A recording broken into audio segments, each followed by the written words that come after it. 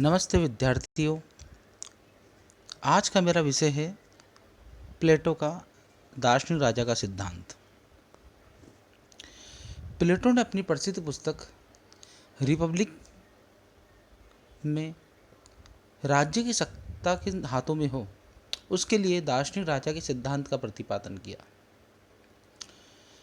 प्लेटो ने अपने गुरु सुकरात को सत्य की खोज के लिए मरते हुए देखा और ये पाया कि अयोग्य व्यक्तियों के हाथ में सत्ता आने के बाद वो सत्ता निरंकुश, अत्याचारी, व्यभिचारी और ना जाने किन किन अवगुणों से ग्रसित हो जाती है, जिसका परिणाम ये होता है कि सत्ताधारी व्यक्ति राज्य की पोषण करने की अपेक्षा राज्य का विस्तार या अपनी महत्वाकांक्षाओं को पूरा करने में लगा रहता है, और जिसका परिणाम ये होता है कि राज्य की जो प्रजा है उसको असुविधाओं का सामना करना पड़ता है।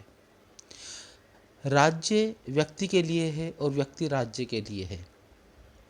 इसी धारणा के आधार पर हम राजनीति शास्त्र में राज्य की कल्पना करते हैं। प्लेटो ने जब अपने गुरु को अत्याचारी शासन के हाथों जहर का प्याला पीते हुए पाया, तब उसके मन में ये बात भली भांति बैठ गई कि किसी राज्य का शासन उसी व्यक्ति के हाथ में होना चाहिए जिसमें विवेक तत्व की प्रधानता हो, यानी कि राज्य में दार्शनिक व्यक्तियों का शासन होना चाहिए। एक विवेकशील व्यक्ति, एक ज्ञानी व्यक्ति, एक शिक्षाशाली व्यक्ति ही राज्य के विषय में सोच सकता है और वो राज्य के नागरिकों को वे समस्त सुविधाएं प्रदान कर सकता है जिसके लिए उसका सत्ता सौंपी गई है। रिपब्लिक के भाग 6 में प्लेटो ने दार्शनिक राजा के सिद्धांत का प्रतिपादन किया। प्लेटो कहता है सद्गुण ही ईश्वर है, अर्थात मनुष्य की आत्मा का भी गुण जो मनुष्य को मनुष्यत्व का ज्ञान कराता है वही ईश्वर है, यानी ईश्वर मनुष्य के अंदर ही मौजूद है।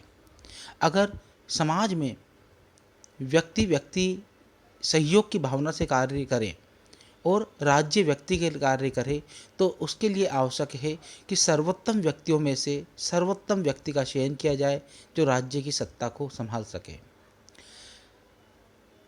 दार्शनिक राजा कौन हो, इस विषय पर रिपब्लिक में चर्चा करते हुए प्लेटो कहते हैं कि राज्य की सत्ता ऐसे व्यक्ति के हाथ में हो तो ज़्यादा श्रेष्ठ होगा जो विवेकी हो, श्रेष्ठाचारी हो, ईमानदार हो, जिसमें महत्वाकांक्षा की आशंका ना हो, व्यभिचारी ना हो, जिसमें निष्पापी हो, जिसमें लोक कल्याण की भावना से ओतप्रोत हो, जिसका उद्देश्य राज्य की रक्षा करना, राज्य के विषय में सोचना हो।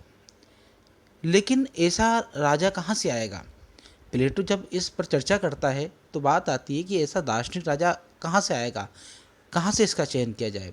तो प्लेटो शिक्षा योजना के माध्यम से इस प्रश्न का समाधान करते हैं। प्लेटो कहते हैं कि राज्य के अंदर बच्चे का जन्म होते ही बच्चा राज्य के अधीन आ जाएगा और उसके बाद संपूर्ण शिक्षा का दायित्व राज्य ही वहन करेगा और शिक्षा अनिवार्य होगी। शिक्षा योजना के माध्यम से 6 वर्ष से 50 वर्ष तक की शिक्षा योजना का जो प्लेटो प्रतिपादन करता है, उस योजना का उद्देश्य व्यक्ति के उन आत्मगत गुणों के आधार पर समाज में उन वर्गों की स्थापना करना है जिसके आधार पर समाज में साव्य एकता स्थापित हो सके और विशेषीकरण यानी कार्य विशेषीकरण के सिद्धांत की स्थापना कर समाज इस दिशा में कार्य कर सके जो राज्य को राज्य बना सके। प्लेटो कहता है कि जिन व्यक्ति में सुधा तत्व की प्रधानता है वो उत्पादक वर्ग का कार्य करेंगे और जिन व्यक्तियों में साहस तत्व की प्रधानता है वो राज्य की रक्षा अर्थात सैनिक वर्ग का कार्य करेंगे और जिन व्यक्तियों में विवेक तत्व अर्थात सोचने समझने की शक्ति है वो व्यक्ति राज्य की सत्ता को संभालेंगे। इस प्रकार एक व्यापक शिक्षा योजना के माध्यम से वो दार्शनिक राजा का चयन करता है। दार्शनिक राजा का चयन अकस्मात नहीं हो जाता है। वो उसके लिए ऐसी कड़ी शिक्षा योजना को बतलाता है जिसमें वो सैन्य शिक्षा भी लेता है, शास्त्रीय शिक्षा भी लेता है, संगीत की शिक्षा भी लेता है, और फिर गणित, तर्क, द्वंद्व, अर्थ, ऐसी समस्त शिक्षाओं को वो लेता है जिसके माध्यम से वो गुणी हो सके, विवेकी हो सके। साथ जब उच्च शिक्षा पूर्ण हो जाती है तो उसके उपरांत उस विवेकधारी व्यक्ति को वो समाज में उन्मुक्त छोड़ देता है, जिसका उद्देश्य है कि राज्य समाज को जानना कि विश्व में किस तरह की सत्ता है, कितने प्रकार की शासन व्यवस्थाएं हैं और उनका संचालन किस तरह से हो रहा है, और प्रजा को क्या समस्याएं हैं, और प्रजा राजा के प्रति कितनी राजभक्ति रखती है या राजा प्रजा के प्रति कितना सहिष्णु है। इन प्रश्नों के उत्तर खोजने के लिए प्लेटो अपने विवेकधारी व्यक्ति को यानी दार्शनिक राजा को अनुभव लेने के लिए 15 वर्ष की शिक्षा के लिए पूरे विश्व में भ्रमण के लिए छोड़ देता है, ताकि वो ये जान सके कि विश्व में किन किन प्रकार की शासन व्यवस्थाएं हैं और सत्ता का संचालन करते समय अगर जिस तरह की समस्याएं हैं तो उनका समाधान किस प्रकार से किया जा सकता है। इस प्रकार हम देखते हैं कि प्लेटो दार्शनिक राजा के माध्यम से राज्य को एक ऐसी व्यक्ति के हाथ में सत्ता देना चाहता है जिसका उद्देश्य राज्य का क्रमिक विकास करना है। प्लेटो उस दार्शनिक राजा को ना तो निजी संपत्ति रखने का अधिकार देता है और ना ही शादी का अधिकार देता है, क्योंकि प्लेटो ये भली भांति जानता है कि निजी सत्ता हमेशा व्यक्ति को महत्वाकांक्षी बनाती है और नारी व्यक्ति को व्यभिचारी बनाती है। अतः दार्शनिक राजा दोनों स्त्री और निजी संपत्ति के अधीन रहेगा तो उसका परिणाम यह होगा कि वो राज्य के कल्याण को छोड़कर व्यभिचारी हो जाएगा और महत्वाकांक्षी हो जाएगा, और उसका एकमात्र उद्देश्य केवल सत्ता का विस्तार करना और अपनी निजी धन संपदा में विस्तार करते हुए व्यभिचारी बनते हुए सत्ता के कार्यों को भूल जाना है। इस प्रकार हम देखते हैं कि प्लेटो रिपब्लिक में एक ऐसे दार्शनिक राज्य की कल्पना करता है जिसका उद्देश्य पृथ्वी पर एक आदर्श राज्य की संकल्पना को मूल रूप प्रदान करना है। प्लेटो अपनी प्रसिद्ध पुस्तक रिपब्लिक में दार्शनिक राजा के गुण बतलाता है और कहता है कि राजा सज्जन हो, सहनशील हो, न्याय की मूर्ति हो, विवेकी हो, कुशार्क बुद्धि का स्वामी हो, शिष्टाचारी हो, विशाल हृदय का हो, मनोभावों और व्यंजनों से दूर हो, क्रोध, घृणा, स्वार्थ, संकीर्णता के दोषों से दूर हो, साहसी हो, दयावान हो, आत्मसंयमी हो, सहनशील हो, मृत्यु से नहीं डरता हो, न्यायप्रिय हो, सन्यासी हो, एकांतवासी हो, और सबसे बड़ी चीज़ कि वो स्वयं दार्शनिक हो, चिंतक हो। इस प्रकार हम देखते हैं कि प्लेटो दार्शनिक राजा को वो समस्त गुणों से उत्पूर्ण करना चाहता है जिससे वो दार्शनिक बन सके, विवेकी बन सके, क्योंकि सद्गुण ही ईश्वर है। इस तत्व की सार्थकता तभी सिद्ध हो सकती है जब दार्शनिक राजा इन तत्वों से ओतप्रोत होगा।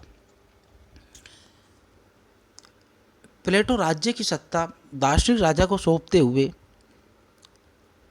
उस पर कानून के बंधन को निषेध करता है। वो कहता है कि दार्शनिक राजा स्वयं में इतना बुद्धिवान है, इतना बलशाली है, इतना विवेकशाली है कि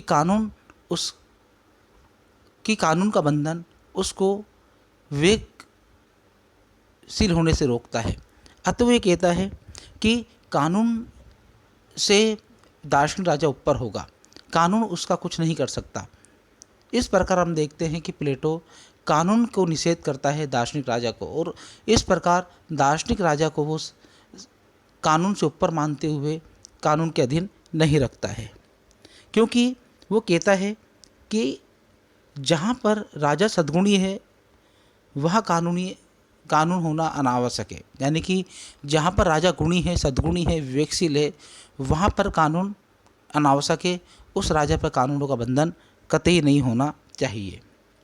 इस प्रकार हम देखते हैं कि प्लेटो दार्शनिक राजा को वो समस्त अधिकार और वे समस्त स्थिति देना चाहता है जिसके माध्यम से वो राज्य में प्रधानता की स्थिति को प्राप्त करते हुए आदर्श राज्य की सत्ता को संभाल सके। प्लेटो अपनी पुस्तक में दार्शनिक राजा का पर चर्चा करते हुए कहते हैं कि दार्शनिक राजा विवेकी, ज्ञान और प्रज्ञा से उत्पन्न होगा। दार्शनिक राजा के क्या कर्तव्य होंगे, कार्य क्या होंगे, इस पर चर्चा करते हुए प्लेटो कहता है कि सर्वप्रथम दार्शनिक राजा का उद्देश्य है समाज में न्याय की स्थापना करना और न्याय की पालना कराना।